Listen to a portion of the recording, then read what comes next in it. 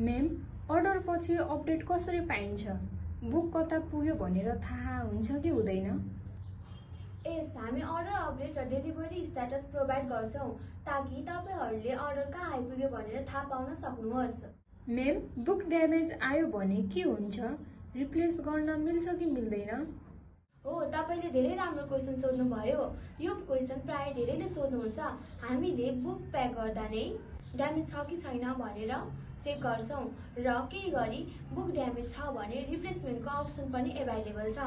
Ma'am, order cancel गर्न मिल्छ कि वान्स प्लेस भएपछि हुँदैन? सर्टेन स्टेजसम्म क्यान्सलेसन मिल्छ, तर अर्डर प्याक भएर सेन्ड भइसकेपछि क्यान्सल गर्न मिल्दैन।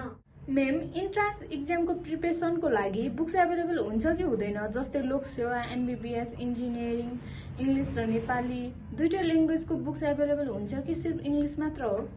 हुन्छ, सबै कम्पिटिटिभ एक्जामको बुक एभाइलेबल हुन्छ र इङ्ग्लिस र नेपाली दुईटै ल्याङ्ग्वेजको बुक एभाइलेबल छ। मेम, नोभेल स्टोरी बुक्स पनि एभाइलेबल हुन्छ कि सिर्फ एकाडेमिक मात्र हो? ओल्ड एडिसन र न्यू एडिसन चुज गर्न मिल्छ कि मिल्दैन? नोभेल, स्टोरी, सेल्फ हेल्प सबै एभाइलेबल छ र ओल्ड एडिसन र न्यू एडिसन एभाइलेबिलिटी अनुसार अप्सन दिन्छौँ।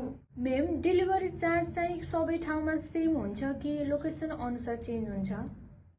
लोकेसन अनुसार चेन्ज हुन्छ।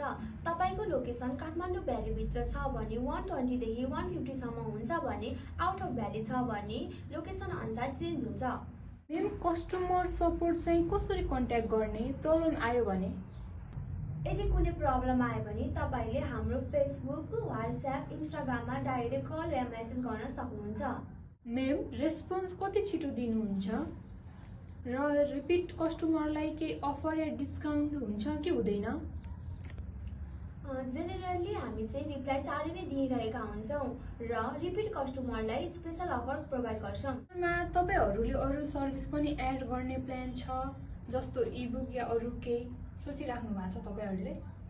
हजुर, हाम्रो अल्फा बुक्स नेपाल इस्टाब्लिस भएको धेरै वर्ष भइसकेको छ र हामीले धेरै कस्टमरहरूसँग जोडेर काम गरिसकेका छौँ र अहिले हामी बिजनेस एक्सपान्सन गर्ने सोचिरहेका छौँ।